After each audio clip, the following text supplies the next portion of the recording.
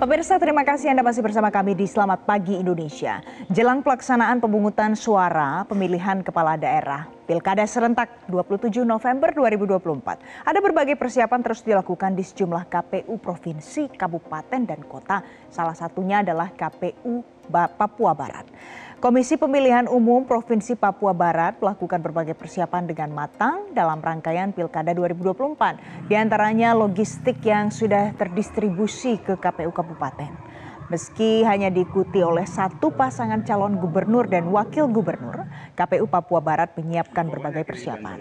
Pada pekan lalu, logistik pemilu dari KPU Provinsi sudah ditampung di gudang-gudang KPU di 7 kabupaten. Logistik pemilu terdiri dari bilik dan kotak suara, surat suara dan formulir lainnya, tinta, paku dan bantal coblos, amplop dan juga segel. Ketua KPU Papua Barat, Paskale Semunya menyampaikan distribusi logistik akan sampai ke distrik-distrik sebelum tanggal 27 November dan selanjutnya akan diantar ke TPS-TPS 1 hari sebelum pemungutan suara. Masih bisa lagi tuh. Akhirnya 2 hari ke depan sudah masuk, kita sortir dan mulai mengpick seluruh kebutuhan. Tapi target H-7, nanti kita akan konsolidasi bersama Bawaslu dan daerah. Itu semua logistik sudah bergerak menuju distrik sampai bersiap untuk PPS. Intinya sampai hari ini semua. Bagaimana persiapan terkini KPU Papua Barat dalam Pilkada Serentak 2024? Sudah hadir bersama saya hari ini di studio Metro TV. Ada Ketua KPU Papua Barat, Paskale Semunya. Pak Paskal, selamat pagi, salam sehat Bapak. Pagi, salam sehat. Semangat ya Pak ya? Semangat pagi. Karena kita mau menjelang Pilkada Serentak ya. 27 November. Siap. Oke. Pak Paskal, kalau secara keseluruhan persiapannya bagaimana sekarang ini Pak? Sudah berapa persen? Ya, sampai saat ini tentu sesuai dengan pentahapannya, ada beberapa tahapan pokok yang tentu bersamaan dengan jadwal kampanye yang sedang berlangsung, kemudian ada giat debat publik yang hampir rata-rata semua sudah terselesaikan baik di provinsi maupun kabupaten. Tatap muka dan pertemuan terbatas terus berjalan. Dan puji Tuhan semua pelaksanaan kampanye jalan dengan aman dan tertib. Penayangan iklan juga di provinsi maupun di kabupaten sampai dengan hari ini juga jalan dengan aman.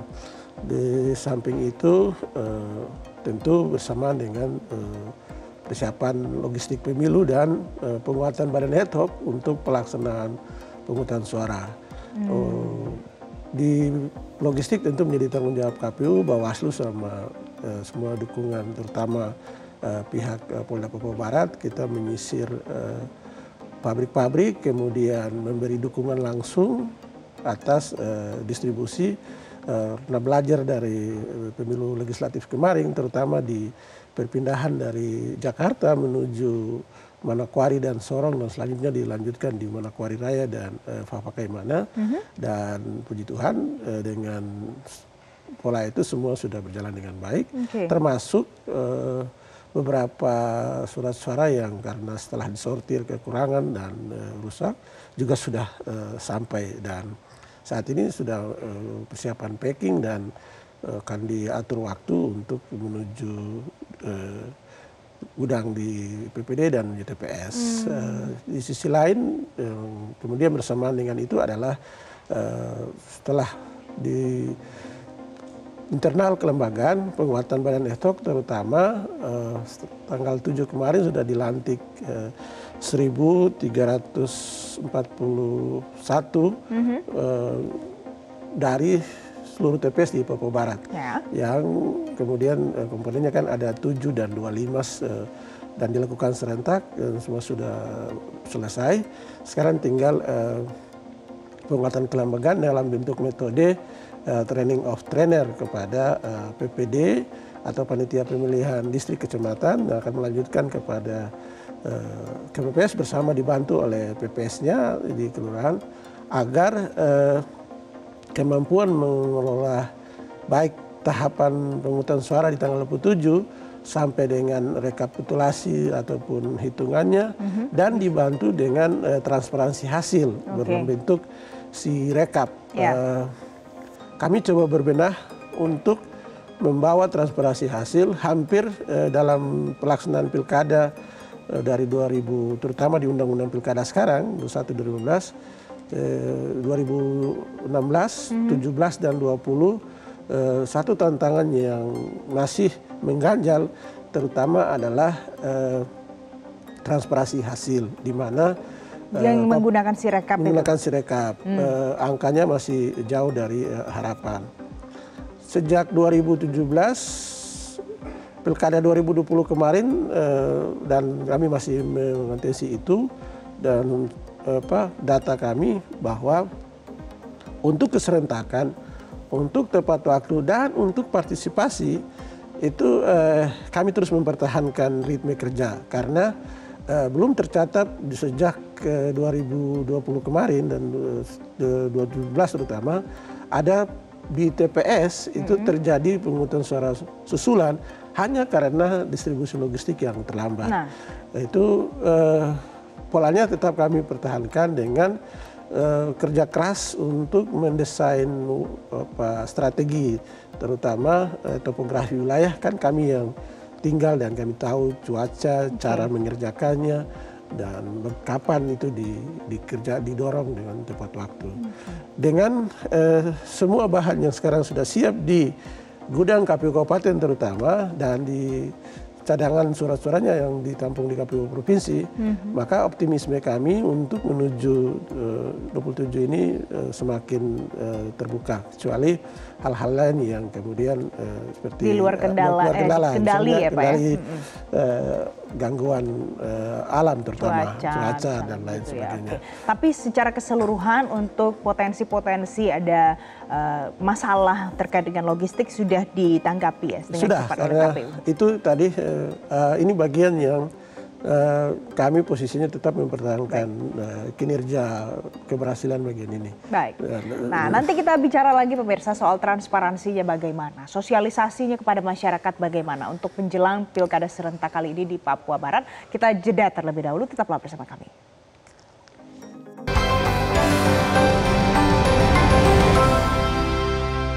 Didukung oleh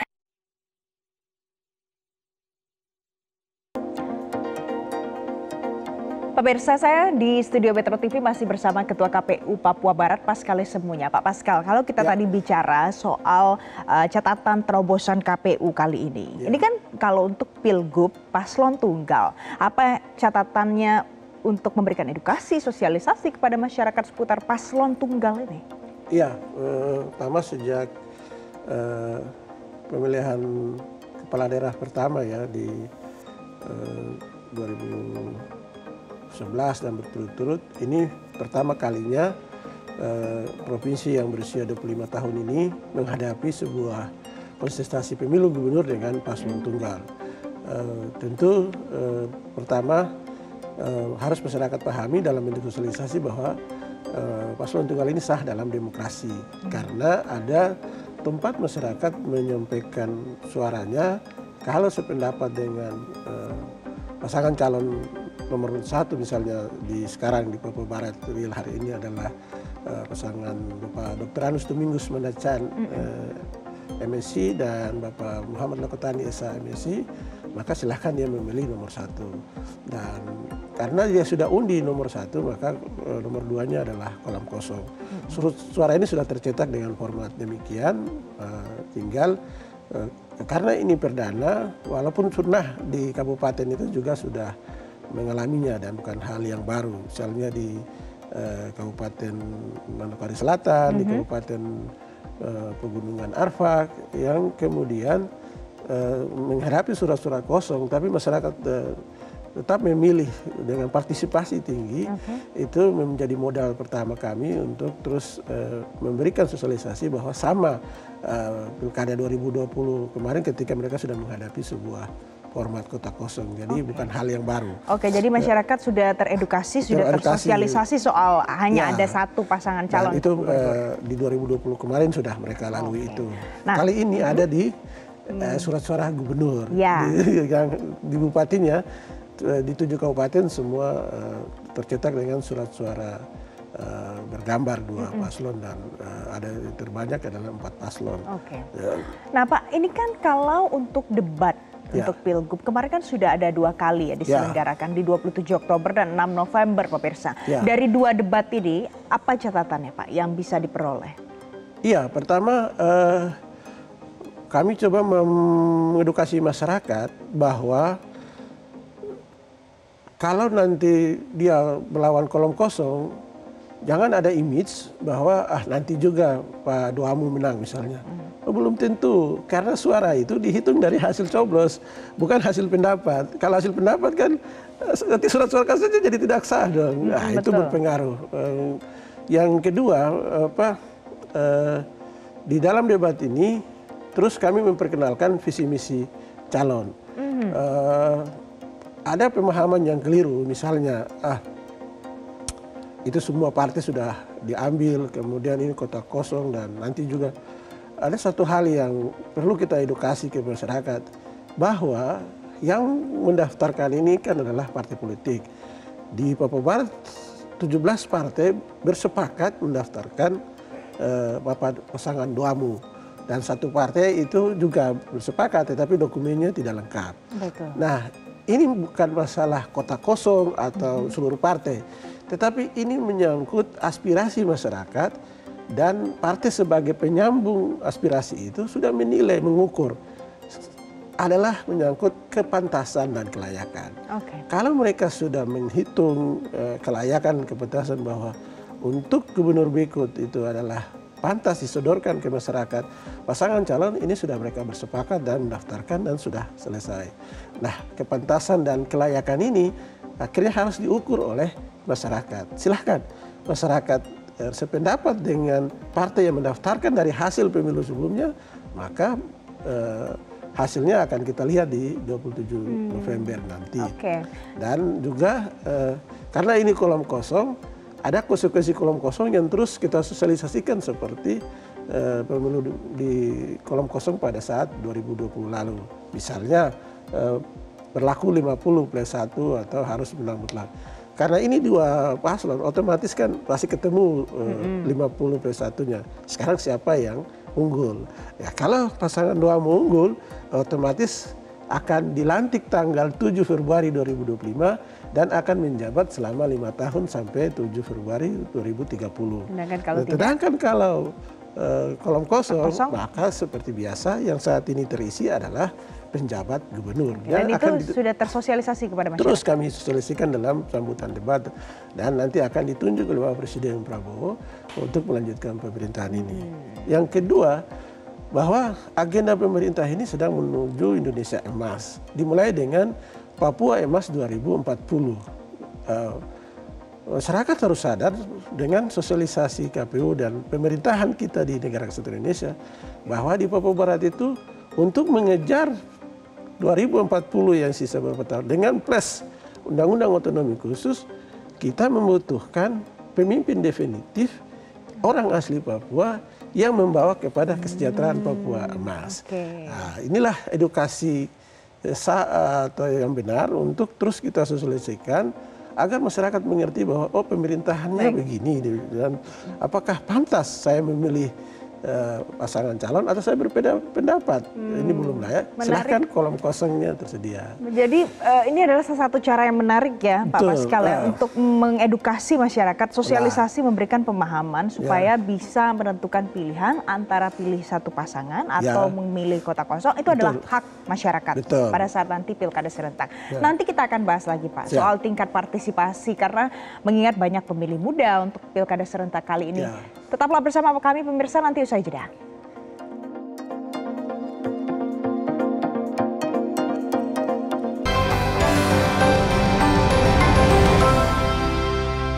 Didukung oleh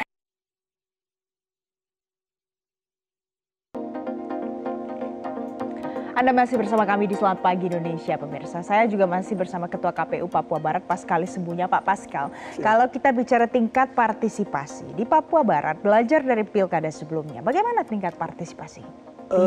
Partisipasi kami di 2020 tersumbang oleh Kabupaten Manokwari Selatan pada saat itu juga dengan kolom kosong 97% dan Papua Barat kami mendapat piagam nasional. Tentu sama dengan partisipasi 2017 yang lalu dan hampir yang berkaitan dengan pilkada terutama itu rata-rata partisipasi kami hampir menembus 90%.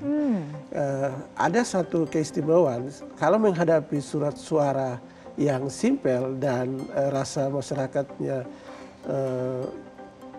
cukup tinggi, itu partisipasinya bagus. Bagus ya, dan misalnya partisipasi kita ambil legislatif kemarin ya, di presiden dia menembus 87%, tetapi legislatif itu di sekitar 84, 80. Jadi pertama modal dasar kami adalah kalau ke TPS dan memilih itu partisipasinya sudah demokrasinya sudah bagus ya. cukup bagus. Nah, kalau anak muda bagaimana di sana?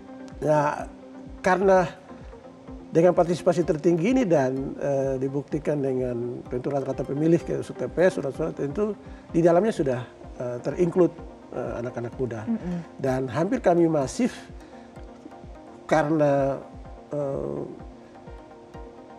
kebiasaan lokal kami terutama suara anak. Dan pintu masuk yang paling bagus menurut kebiasaan lokal itu adalah bawa dulu mindset anaknya, dan hampir semua SMA di Papua Barat itu kita go to school, dia akan pulang ketemu orang tua kakak adiknya. Akan dia cerita apa yang tadi dia dapat di sosialisasi KPU.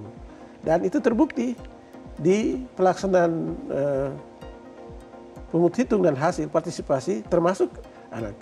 Dengan DPT kita 37.548 ini, tentu setelah kita grafik dia ketemu di 38%. Untuk pemilu muda. Ya, pemilih muda di umur 17 sampai sekitar 30 tahun ya, Pak ya. Itu berarti tulang punggung partisipasi di Papua Barat itu pokoknya ternyata ada di pemilih muda. Jadi kita konsen untuk ini. Dengan tentu masuk ke dunia mereka, baik dunia digital, dunia hiburan, dan kemudian kita combine dengan kesenangan masyarakat di atasnya, seperti hiburan dalam bentuk sosialisasi door prize, mendatangkan artis-artis lokal. Yang menarik adalah bicara soal digital, Pak. Karena ini kan nanti juga tidak bisa lepas ya dari pelaksanaan pilkada serentak ini. Kalau di Papua Barat, bagaimana sebenarnya infrastruktur penunjangnya? Apakah mumpuni juga untuk pilkada serentak ini berjalan lancar? Ya, tentu infrastruktur digital ini sangat dibutuhkan. Setelah data kami di 7 kabupaten ini terutama, hampir sinyal kuat itu seluruh 7 ibu kota kabupaten ada dan ibu kota distrik yang dekat dengan kabupaten. Di daerah-daerah jauh ada tetapi lemah. Kalau hanya untuk WhatsApp dan itu masih bisa mereka akses. Yang kami paling butuhkan sekarang ini adalah untuk menunjang Sirekap ketika ditayangkan dengan jumlah lebih besar. Tetapi KPU sudah mengantisipasinya dengan baik itu Sirekap web maupun PDF berumus. Tapi kembali lagi kepada digitalisasi, memang sangat berpengaruh sekali kita mengelola media untuk menggalang partisipasi. Saya berterima kasih sekali dengan grup di kabupaten maupun provinsi yang kemudian membantu aktif ya, Pak, untuk aktif menginstruksikan paslon, kemana paslon sosialisasi itu selalu ada beritanya, dan kemudian kita dengan Facebook, Twitter kita coba terus menggalang partisipasi muda itu. Jadi itu adalah cara tersendiri, cara yang spesial juga ya Pak untuk pendekatan bagaimana masyarakat Papua Barat bisa menghadapi nanti Pilkada Serentak 2024 ini berjalan dengan baik. Pak Paskalis, terima kasih karena sudah datang ke studio Metro TV, sudah memberikan cerita tentang bagaimana masyarakat Papua Barat sebenarnya pemirsa menghadapi Pilkada Serentak ini, dan KPU Papua Barat sudah mempersiapkan dari berbagai lini untuk Pilkada Serentak, mulai dari sosialisasi, kemudian nanti juga akan ada penjagaan, sampai nanti pada hasil rekapitulasi suara yang dijamin transparansinya. Tadi itu menjadi informasi terakhir dalam Selamat Pagi Indonesia hari ini. Akhir kata saya Valencia Melvinsi, Mewakili kerabat kerja yang bertugas, sebelumnya ada rekan Febrian Ahmad dan Jason Sambo. Berterima kasih untuk Anda, terima kasih, sampai jumpa.